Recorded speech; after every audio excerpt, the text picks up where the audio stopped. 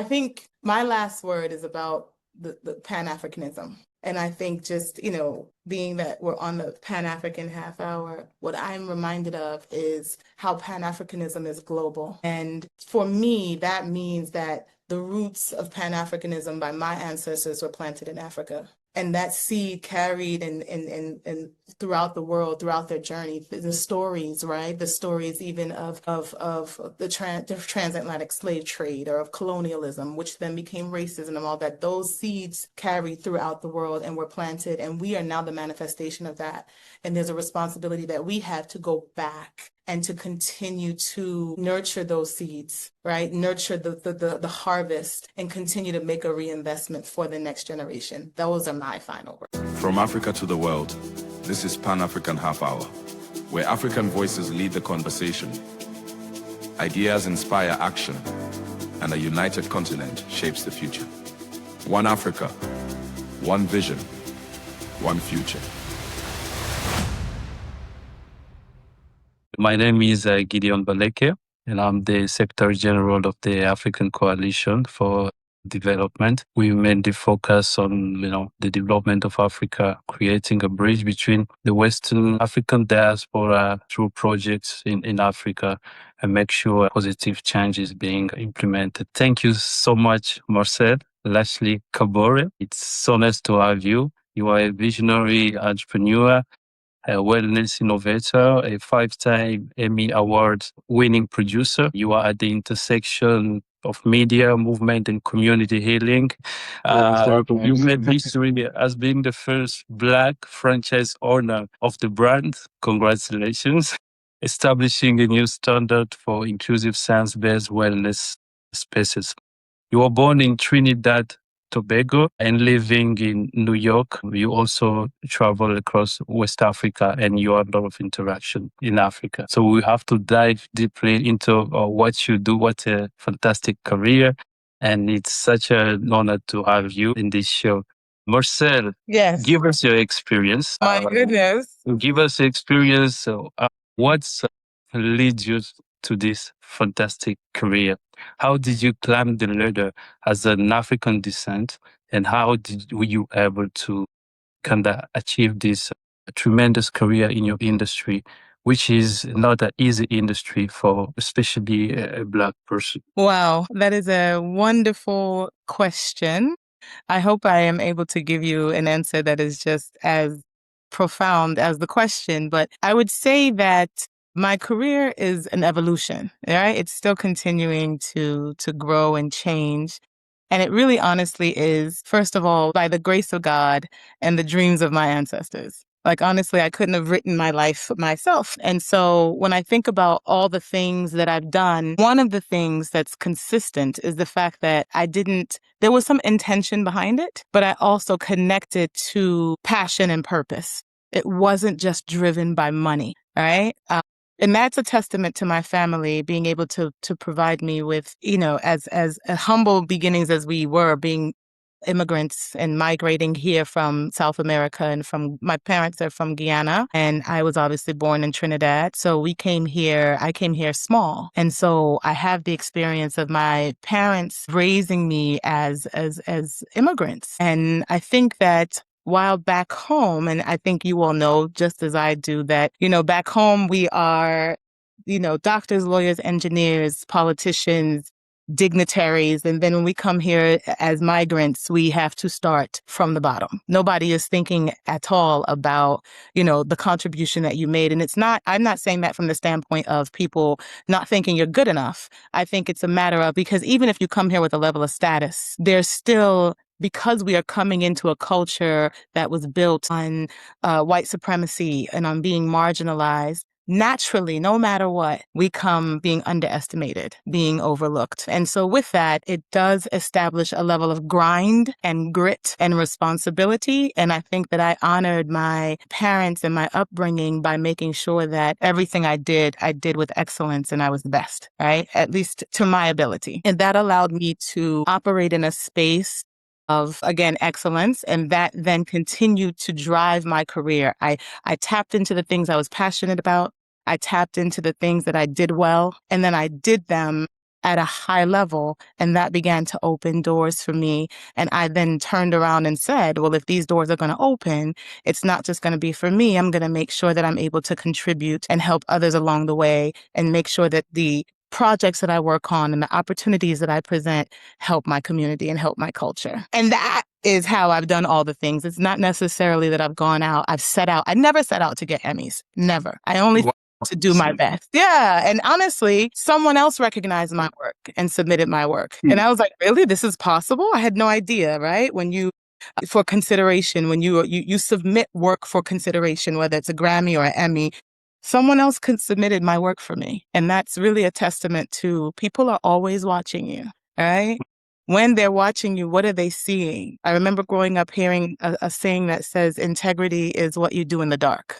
And so if integrity is what you do in the dark, that means who you are is who you are when no one is watching. And if people are seeing me and watching me when I don't know that I'm being watched and they still see good things, then I'm contributing goodness to this world. And as a result, goodness comes to me and I give thanks. All right, that's enough. I feel like I've spoken a whole lot. That's great. That's amazing. That's amazing. Tell us slightly a bit about your experience in Tanzania, and how that experience has shaped you towards your commitment. Wow, Tanzania. Where did you get that from?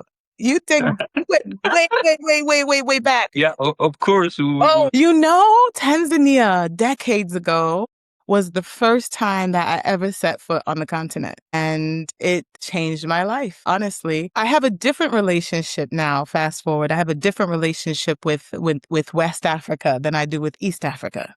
But East Africa was my first impression, right? My first impression of going back home. And that definitely framed and shaped a lot of it shaped a lot for me, but it was fantastic. At the time, I had the opportunity to be a part of a foundation that was building. We were building a center. We were building a community center, but it was not just a community center. It was an orphanage, and it was intended to be. So the orphanage was already there. And we were rehabbing the orphanage, but also growing that community because the organization got a lot of land. And so with the land, we decided that we would build a resource center in the community along with the orphanage. And so I was there for quite some time doing that and immersing myself in the culture. And obviously it's my first time. So also having this connection, like, wow, like just really feeding my soul and being home. And so from there, I always tell people when they say that they, want to know more about Africa, I'm like, go and go and go again and then go back and then go again. There's 54 countries, and everyone's different. And even within the country, there's so many, different experiences that you can have. And so that's what happened with me. It was my initiation. And after that, the sky became the limit. Wow, that's amazing. You are 5-time Emmy Award winner, plus 12 nominations, if I'm not mistaken. 15 nominations. 16 nominations, 5 wins, yes. How has that experience been from the background perspective? And what message could you, give to a little girl who might look at you and be like, I want to be like Marcel when I grow up? Wow. Okay. So I'll start with the last. What message would I give a young girl? I would tell her that she should not be like me, that she should be herself. I would tell her that she can certainly look at me and look at some of my success, some of my failure, that she can look at some of the decisions I've made, some of the choices that I've made, and she can eat the fish and spit out the bones and take the best parts for herself. And then she can learn herself and decide what she wants to be and where she wants to go. But what she should know is that there are no limits, right? If she can dream it, she can be it, but she has to act. That's what I would tell her, I think that what that reminds me is that persistence. Yeah. I lost more than I won when I won my initial one. Yeah, I was told no more times. I was told no more. And I continued to pursue and we continued to submit and I continued to refine and I continued. And then I finally 1-1. And so I think with that, that is the story and the message for me. Whenever I like to focus certainly on the 5 and the wins, but I also with that picture see all of the times that I did not win, because that was a reminder to me that I should not be defeated in being denied. Yeah. So that's what I get from that. And that's what Great lessons, good lessons. Only even the sky is not the limit, and perseverance throughout the journey. Critical lessons there. So you were also a seasoned entrepreneur.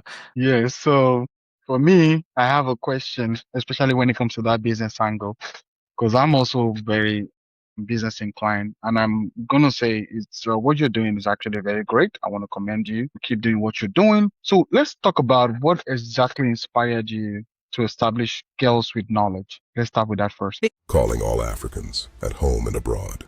It is time to arise. We have waited long enough for others to define our future. The truth is simple. Only Africa can save Africa. Our continent is rich in talent and opportunity. Development takes unity, leadership, and action. That is why the African Coalition for Development exists. We are building a movement to empower communities and support entrepreneurship across the continent.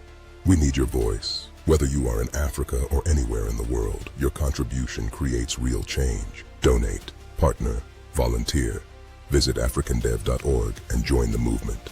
Africa must lead. African Coalition for Development. Because only Africa can save Africa. Join us. Inspiration behind Girls with Knowledge came from a lot of different places. One was that there was a need. I often found myself in my professional career, I often found myself, just like with IMX Pilates, it's Pilates, IMX Pilates with me being the first Black owner, I've found myself consistently in my career being the first or the only of something. And it's lonely. It has been lonely. Now, not so much. I'm so happy to say that like I'm not always the only one in the room. And I help to make sure that that is not the case. But earlier on in my career, I would look around. It's like I'm working in a corporate environment and I'm the only Black woman, or I'm the only Caribbean woman, or I'm the only this, the only that, the only woman. And I wanted to be able to create opportunities, right, for other women and other girls who have maybe so much potential, but not enough access. And that still remains the case now. So it extends to, yes, the girls that are in Girls with Knowledge, but also some of the women that help to support me in Girls with Knowledge. I also try to prioritize making sure that they too can have access and opportunity that leads to action. Thank you for that that information. Thank you for sharing. Because I was gonna, you answered the follow-up question I wanted to ask you, which is focused on how you felt, all right, that achievement, how what it meant to you being the only Black person in that industry as a then. Because I myself, I find myself in the consulting world whereby, most rooms I am in, most of the time, like let's say 85% of the time, I'm the only Black person in that room. And I know how that feels, like directly. So what would you say that we can actually do as people of color to encourage? What you're doing now with Girls with Knowledge is powerful. But what else can we do to encourage people of color, especially African descent, Caribbean descent, to go into rooms that feel impossible to go into? I think what we could do culturally is be open to collaborating more, right? Because some of those rooms and some of the access and some of the opportunities, some will come from outside of our culture, but more will come from within the culture, right? We can always look at someone who maybe is not, of African descent or is not diasporan, and they may say, you know what, I want to be able to give back. And so they create an opportunity for one of us. Fine. But I think that there's more ability to advance if we are positioned to do it collectively, right? So yeah, my life can be for me, sure. But I feel like I have a responsibility to ensure that my life is not just for me. It's for everyone that supports me on my journey, everyone that connects, that I'm able to connect to, who identifies that this is something that they like. An opportunity, sure.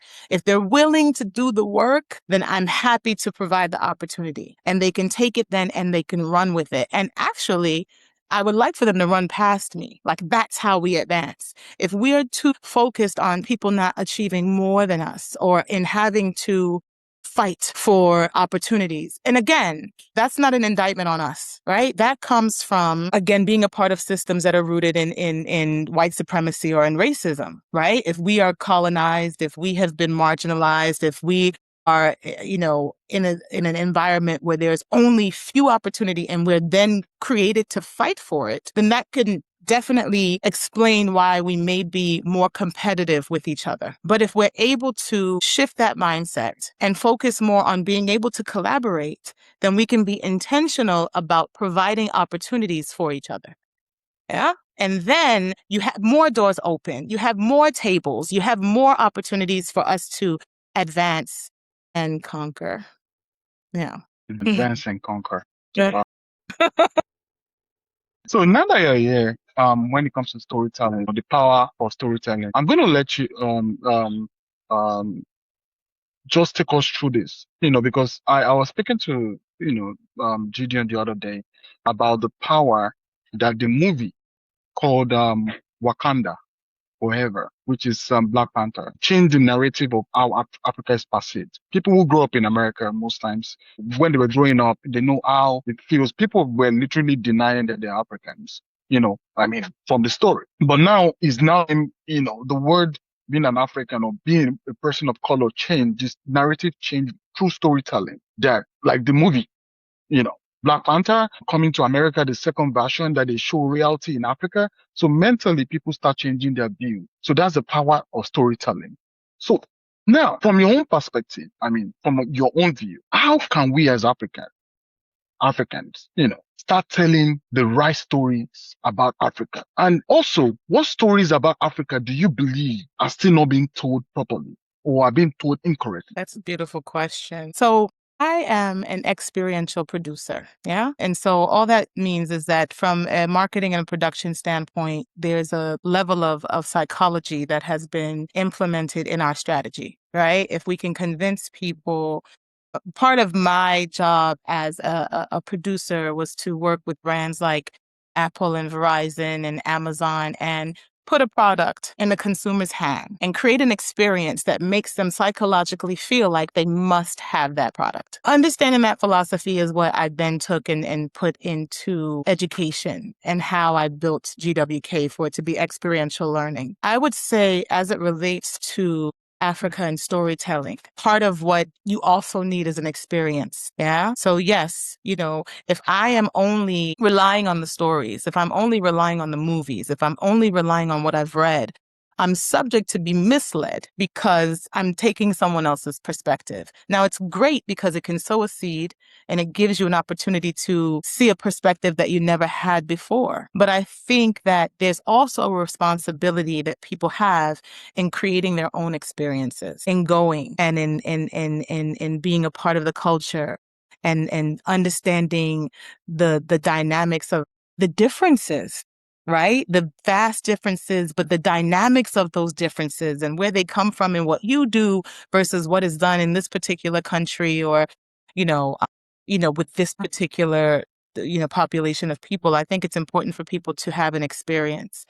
As it relates to the youth, I think that people don't understand and don't see the youth of Africa and how young, first of all, how young a lot of countries are, and particularly in West Africa, whether it's Liberia or even, particularly Liberia, even Nigeria, like there's a very young population of thriving professionals and of emerging professionals in the youth, right? And there's something about culturally you just being raised and there being a spirit of excellence and a priority for education being embedded in your upbringing, right? And I think what that has done is that has allowed for there to be great potential in human capital and in the next generation of Africans being able to thrive and help to grow the continent as a whole. Yeah. And so that's kind of a misconception as it relates to the people.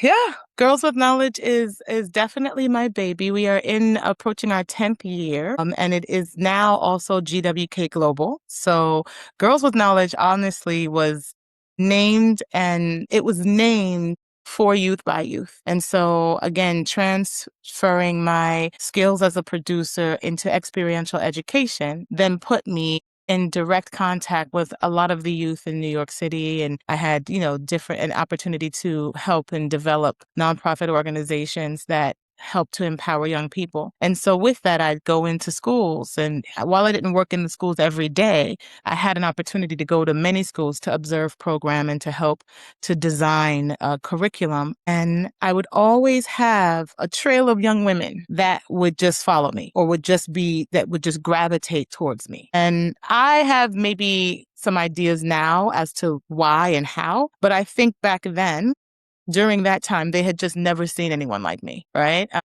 course, they have principals and leaders in the schools. I'm not saying that, like they're Black female leaders and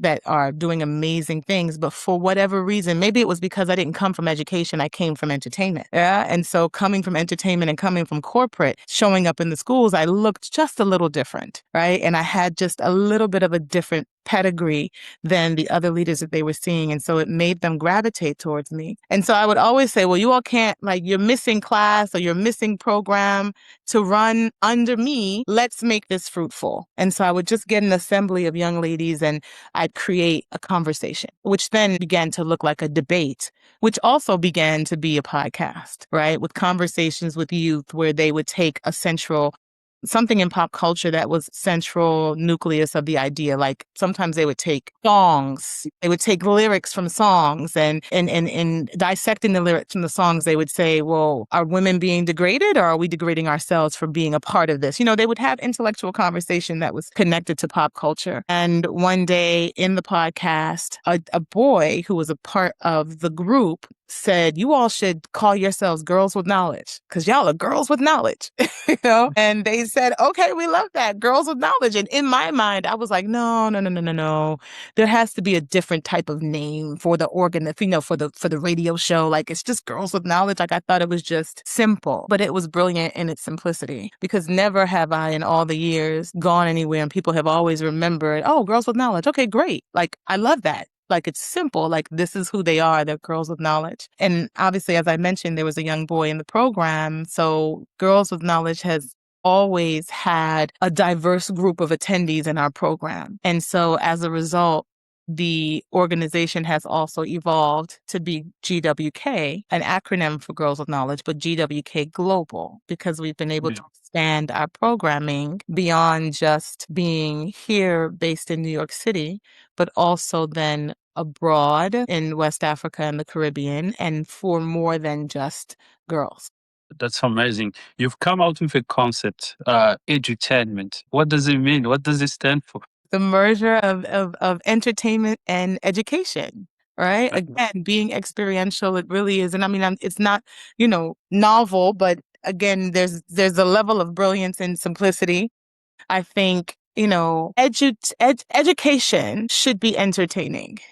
Yeah. And entertainment should be educational or could, right? Sometimes you don't want to learn nothing. You just want to bounce to the song and dance to the beat, right? Fine. Yeah. And sometimes, you don't want your education with secret sauce on it. You just want it basic and plain. You have the right to have both, but you also have the right to be able to have it be more compelling and more enjoyable and, something that resonates with you. And I think that that's what edutainment is. It's intended. Yeah, it's intended. Again, it's back to the psychology of things, right? If day to day you're on social media or you're in the store or you're shopping and something is being pushed in front of you to convince you that you need this. There may be a song. I know that there's a big debate socially now about the song of the summer, right? And people, the song of the summer is the song of the summer. And some people do not resonate with the lyrics and the words of the song of the summer. However, you can't help but hear it in your head because it's constantly being pushed in front of you, right? So whether or not you agree with the lyrics, whether or not you like the song, you can't unhear it. And so education can be the same way, right? If we're using the proper information and if we're using things that are edifying and things that are empowering and we are, adding it to things that connect with us, whether it's the drums or the music or the beat or things that are visually appealing, then I can't unlearn it. I can't unfeel it. I then know it. And even if, because you have, the risk of presenting an untruth, even if it's something that is not true, I then can at least take that seed and begin to dissect and do the research and my own due diligence. But if I was never presented with something that I connected with, how will I even know? And that is, I guess, the philosophy behind edutainment. That's amazing. Definitely agree 100% with you. Education should be entertaining. You've come with a really special model when you say voice and choice. What does it mean? It's so powerful. Well, voice and choice, I didn't make it up. It was something that I think was a part of, I think I mentioned earlier that something I was doing well before COVID was a part of the school design. Right. So there was a small cohort of us that were asked in New York City, and shout out to Donna Taylor, who at the time was the principal of one of the first gifted and talented schools in New York City. And I remember the New York Times writing an article about this school being harder to get into than Harvard. Shout out to you, Jay. Didn't you go to Harvard? I don't know. Anyway, so with that, this school, my program was in this school, and I built a relationship with the founder of this school, Donna Taylor. And she, of course, she was also one who came from corporate, right? She was a principal, but she transitioned into education being a journalist. And so it really resonated, my path really resonated with her. She enjoyed the fact that I didn't have a traditional education mindset. I came from corporate and entertainment and segued with those skills into building educational platforms. And so with that, Donna tapped on me and asked me to be a part of the school design team. And that was a cohort of individuals from various backgrounds that helped to reimagine what education should look like in the schools, right? And so they thought about the fact that humans have evolved over the years, but why hasn't the way, meaning the actual school building and the process of learning, particularly in America, why hasn't that evolved? Why do the classrooms still look the same? Why are we using the same type of desk and the pens and the televisions and the monitors and so, the path to education, how people learn, right? All of us learn differently and all of us have various experiences that help to encourage how we learn. And so they asked me to be a part of the school design team. And we worked up until COVID. And interestingly enough, I kept thinking when COVID happened and schools were shut down and, people were trying to figure out how do we continue, I thought, well, the school design team, we've been working on a model for years. You should use this. It never went anywhere. At least they didn't, at least to my knowledge, they didn't use it. And based on what I see now in education, there are some things that have evolved, but it's still very reminiscent to what I experienced coming up in the, whatever, I don't want to say the decade, but coming up when I was coming up, where things have come from in order to be able to really help frame where they're going. And that's what I was able to do with Girls with Knowledge, with education, with that experience. That's amazing. You've walked an amazing journey, and congratulations to the work you're doing with the girls. That's investing in the future and providing confidence, knowledge to them through a different form. That's so phenomenal. You are also a businesswoman, as we said. What's your IMX in terms of overseeing? I saw that you wanna take your venture furthermore, even across Africa. How do you approach this? It's a different business environment. How do you come to navigate through this? Wow. So IMX is a Pilates franchise. So while I am not the founder and owner of IMX in its totality, I am the owner of IMX Pilates, the White Plains location in that jurisdiction in New York. And I think it's the science and the wellness and the movement enhancement that Pilates as a whole, particularly IMX Pilates, because it's integrated movement equals exercise with Pilates. That holistic and comprehensive wellness model is one that I would love to see replicate, that I intend to replicate back home in West Africa, particularly. So West Africa is home to me, right? I'm bicontinental, so I would start first with where my home is. Who knows? That's what my intention is. But, things happen the way that they happen. I think it's important to not underestimate the continent. All right. Just because something doesn't exist does not mean it cannot exist. Definitely. Right? It's timing, it's approach, it's making sure it connects culturally, making sure that there's an understanding and appreciation for it. But what I do know is whenever I go back home, I eat certain foods here and I eat certain foods there. And I can eat a certain way here and I can eat a certain way there. And when I eat here, for whatever reason, I'm inflamed. I'm greedy. But then I go home and I'm eating all of the things and I'm even more fit and more healthy. There's all these reasons why, whether it's because it's natural or, whether because maybe I'm moving more. I do know that there is an appreciation and a respect for wellness back home in the diaspora. And just because maybe Pilates is an art form that has not been presented and is not popular, does not mean that it's not one that would not be well received and that would not help to enhance the wellness of, the people. And so at the very least, I will take it there. And honestly, even on social media, I'm beginning to see that particularly in Ghana, there are Pilates studios. So every time that I'm in Ghana, I have, my studio that I go to and that I am always having my sessions.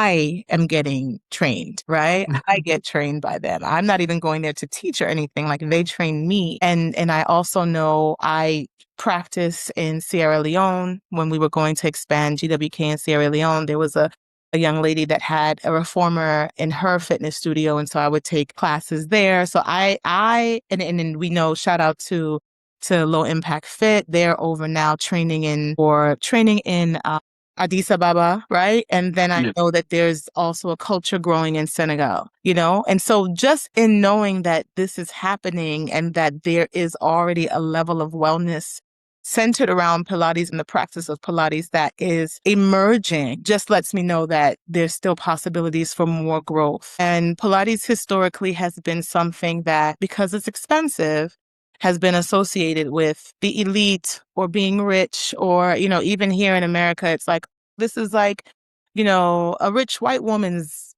sport, right? Yeah. Which is not true at all. But part of the reason that is the case is because it has always been expensive, right? Yeah. And so with that, I think that, we need to remove the misnomer that you have to be able to afford it. Yeah. And you also need to remove the misnomer that you have to already be fit to be able to do it. It is challenging. It is not easy, but it is not impossible. And I feel that I'm a testament that if I can, certainly you can too. Even you men. It was made for men by a man. I don't understand. I don't know why people think that Pilates is for women only. Yeah, of course. So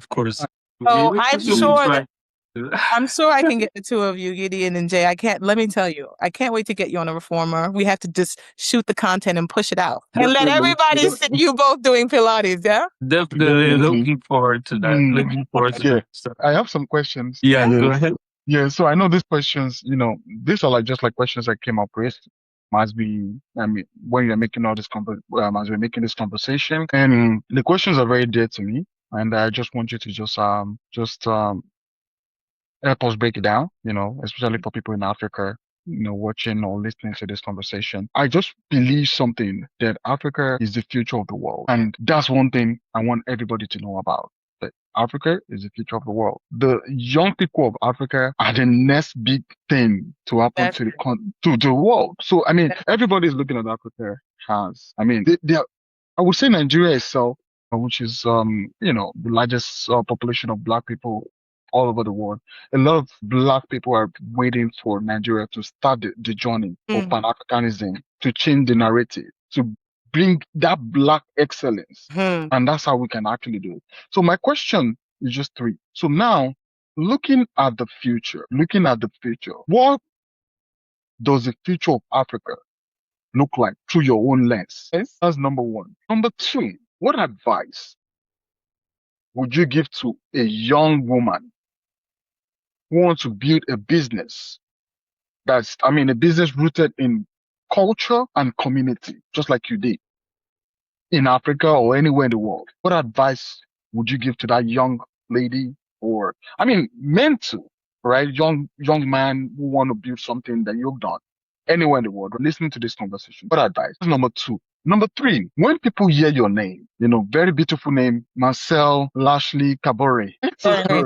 So when people hear that name years from now, what do you hope they will say you help change in the world? Goodness, those three questions are so Yeah. heavy and beautiful. I'm still defining what all I want my legacy to be.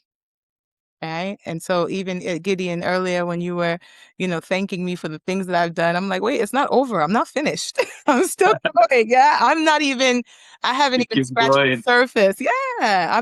I haven't even scratched the surface. I've been blessed to do a lot, but I have so much more to do. And what I do know is that when I'm no longer here, just one thing that people will be able to say to me is that I made the world better. Yeah. I made a contribution that was significant, but not just for me, and the work that I did was not just from a place of selfishness, that I helped others, empower others, push others, perpetuate others, cultivate others. That will I know for sure and excellently. And I was cute doing it. Like that part of it will be, the legacy, the fact that I've been able to be well-rounded, and you can be beautiful and smart and loving and down to earth and all of those things, and rich, and also able to help support.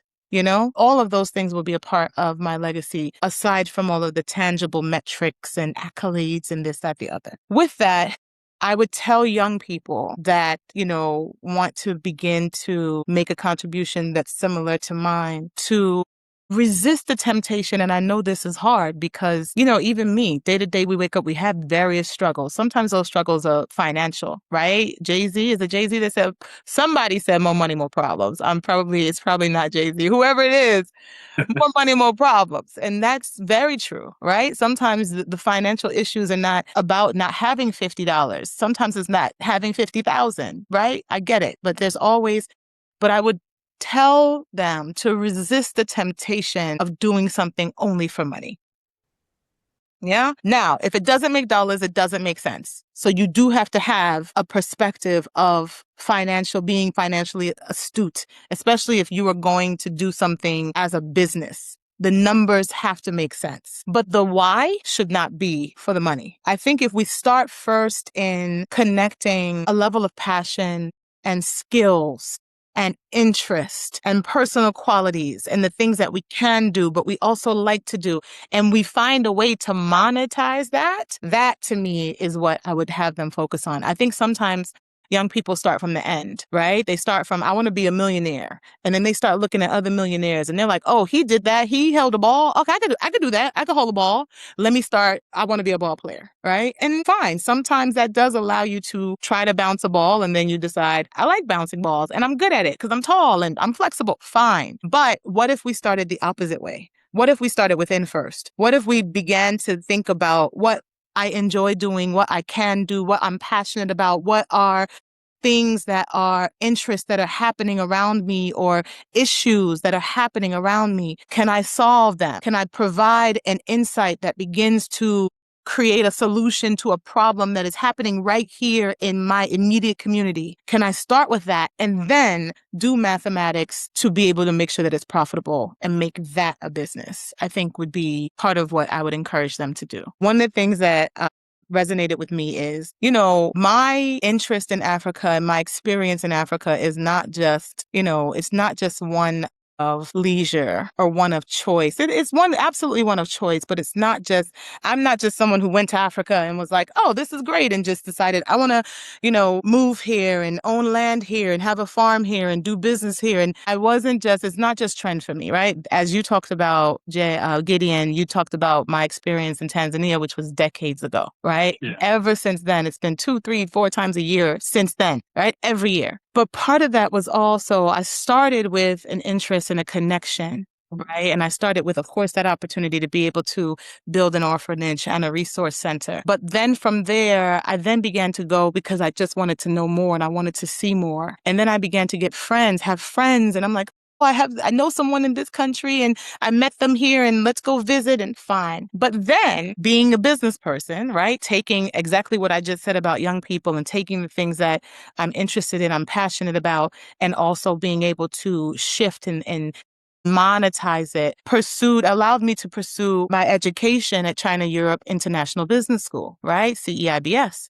And so with that, I then pursued a global education, right? So my global executive MBA from the #1 ranked school in Asia and the #2 global program in the world allowed me to have an education where I traveled to various countries and studied. Right? So I studied doing business in Africa. I studied doing business in China. I studied Chinese economics. I studied even here, the global connection between China, the United States, Africa, Europe. It's not just about caring about Africans and identifying, the African youth as the next generation and the next wave. It's also the data is there to back it up. The data is there. And so if you really understand and you start to study global economics and you start to think about resources and where they come from, right? The only reason that African countries don't have the highest GDP is because GDP is calculated off a finished product. So the natural resources are leaving that country, going to somewhere else. And then you've got Belgium ranking #1 in chocolate in opposition to Ghana, right? So I think being able to understand that those resources and those individuals that contributed to that, whether it's the farmers, right, or the harvesters or the gold mines and all of that are African people. This is why China is so interested in Africa. America hasn't caught on yet, not white Americans, or maybe they have, I don't know. But I'm excited about the fact that African Americans have begun to do what I've done as an Afro-Caribbean, has said, let me go back to the land of my ancestors and connect to my roots and begin to make a contribution, but not because Africa needs anything from anybody, but because it's a reciprocity thing, right? Every time that I'm on the continent, there's something I get. If I get, I must give back in some sort of way. So it's about reciprocity. It's not about rescuing anybody or helping anybody or, I am only giving back a fraction of what I've been able to get every single time that I am on the continent, every single time that I'm able to have a conversation or a connection or build a friend or, have a new family member that's directly on the continent or even engage in conversations like this with you. There's a responsibility that I have and if I'm taking, I'm also giving back. Definitely. That's too powerful. Like we always say at the ACD, only Africa can save Africa and the world can only partner. Right? That's Yes. That's definitely true. You've explained it pretty well, and your background as well being impressive, navigating the world through different lenses, Chinese perspective, European, all that combined together shows that there is a robust understanding of the global system and how it's structured and how it's evolving. Thank you so much, Marcel. Thank you. It was so nice to have you on the Pan African Half Hour Show. We had a nice conversation, and Africa's development is in its own voice. So this is what we are doing. We need to give our own narrative, give our own message, give our own perspectives, and that's how we can make Africa the continent is supposed to be. If you have a last word, what would you tell to people who see that the only way to build Africa is through robust partnerships, strong collaboration between African descent, diaspora? Because if people don't come together through unity, like the founding fathers of Africa used to summarize, it will be hard for them to achieve greatness. And that would be my last word. I think my last word is about the Pan-Africanism. And I think just, being that we're on the Pan-African half hour, what I'm reminded of is how Pan-Africanism is global. And for me, that means that the roots of Pan-Africanism by my ancestors were planted in Africa. And that seed carried and throughout the world, throughout their journey, the stories, right? The stories even of the transatlantic slave trade or of colonialism, which then became racism and all that. Those seeds carried throughout the world and were planted, and we are now the manifestation of that. And there's a responsibility that we have to go back and to continue to nurture those seeds, right? Nurture the harvest and continue to make a reinvestment for the next generation. Those are my final words. Thank you so much. Thank you so much. I mean, you already said everything I wanted to say. So my final word is, I want everybody to know that we need to put passion. We need to put that energy into Africa. Whatever the thing you can do, whether you are good in business, you are good in whatever the field you are, just make sure you put that passion, give back to the motherland any way you can. So wherever you are, whether you're in Europe, you're in Australia, you're in anywhere you are, just remember the motherland. Nobody can help the motherland. We can help the motherland. Thank you. Thank you so much. That's the mic drop. Boom. Thank you so much. Bye-bye. Thank you so much. Bye-bye. It's All right. nice, Rachel. I look forward to see you in New York. I will make sure I see you when I'm around there. Thank you so much. I welcome you. All right. Thank All you. right. Thank you so much.